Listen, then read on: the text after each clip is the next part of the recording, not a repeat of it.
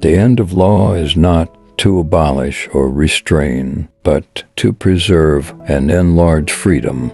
For in all the states of created beings capable of law, where there is no law, there is no freedom. All mankind being all equal and independent, no one ought to harm another in his life, health, liberty, or possessions.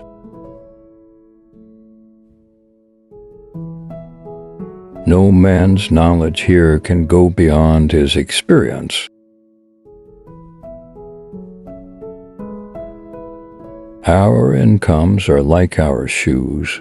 If too small, they gall and pinch us, but if too large, they cause us to stumble and to trip. The only fence against the world is a thorough knowledge of it.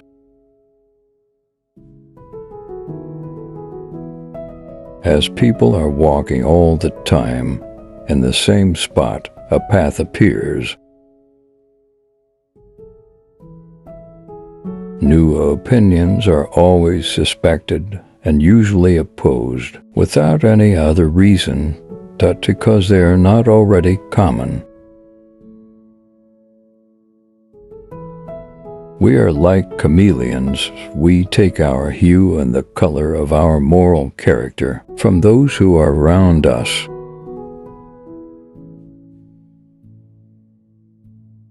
There cannot be greater rudeness than to interrupt another in the current of his discourse.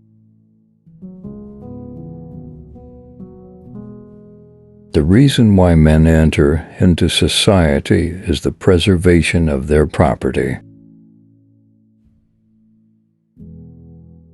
An excellent man, like precious metal, is in every way invariable. A villain, like the beams of a balance, is always varying upwards and downwards. We should have a great fewer disputes in the world if words were taken for what they are, the signs of our ideas only, and not for things themselves. Reading furnishes the mind only with materials of knowledge. It is thinking that makes what we read ours. I have spent more than half a lifetime trying to express the tragic moment. It is of great use to the sailor to know the length of his line, though he cannot with it fathom all the depths of the ocean. There is frequently more to be learned from the unexpected questions of a child than the discourses of men. One unerring mark of the love of truth is not entertaining any proposition with greater assurance than the proofs it is built upon will warrant. Our deeds disguise us. People need endless time to try on their deeds until each knows the proper deeds for him to do. But every day, every hour rushes by. There is no time.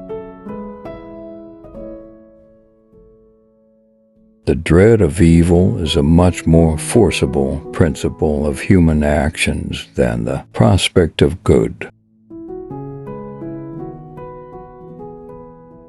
Anyone reflecting upon the thought he has of the delight which any present or absent thing is apt to produce in him, as the idea we call love. All men are liable to error, and most men are, in many points, by passion or interest, under temptation to it. It is easier for a tutor to command than to teach. Reverie is when ideas float in our mind without reflection or regard of the understanding. It is one thing to show a man that he is in an error, and another to put him in possession of the truth.